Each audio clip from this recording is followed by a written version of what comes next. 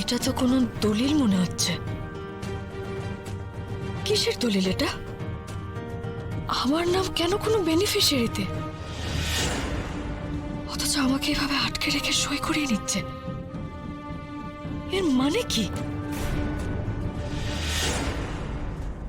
আমাকে সবটা না দেখানো হলে আমি কিচ্ছু করব না। সবটা তো দেখানো যাবে না। তাহলে আমিও সই করব না। ম্যাডাম,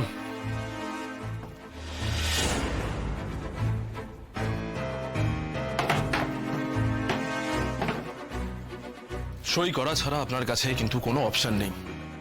আর জোর করে কি করে সই করাতে হয় সেটা আমরা খুব ভালো জানি। সেই জন্যই তো কাজটা আমাদের দেওয়া হয়েছে।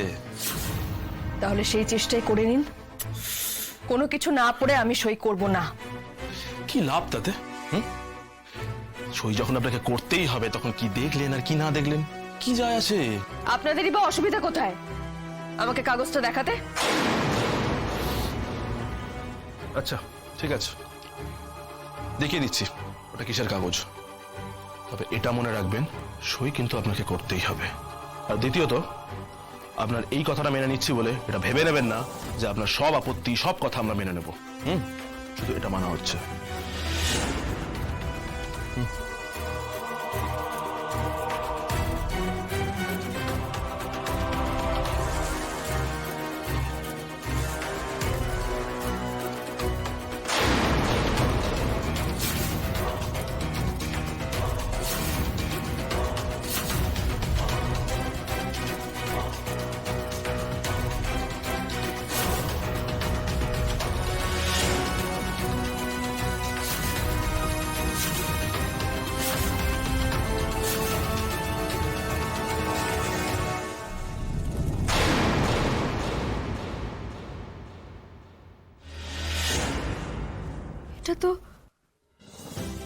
এটা তো অনির্বাণের আমাকে করা গিফটেড।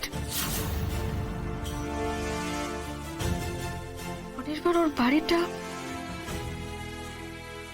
আমার নামে লিখে দিয়েছে। তোমরা এটা কোথা থেকে পেলে? কোথা থেকে পেলে তোমরা এটা? নিন, চট করে সইটা করে ফেলুন। আরে ওই অনির্বাণ আপনাকে বাড়িটা দিচ্ছেন আর আপনি বাড়িটা নিচ্ছেন, এইটুকু তো মামলা। নিন সইটা করে ফেলুন। আমাকে দেওয়া গিফট আমাকে দিয়ে সই করিয়ে নেওয়ার জন্য এদের লাগিয়েছে। এটার জন্য কেউ কেন আমাকে কিডন্যাপ করিয়ে? হে ভগবান! অনির্বাণ? না না না, সেটা কেন হবে? আমাকে জোর করিয়ে কিছু দিতে এসব কেন করবে অনির্বাণ?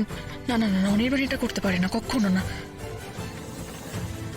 আমি জানতে চাই এই সইটার জন্য আমাকে কে কিডন্যাপ করিয়েছে।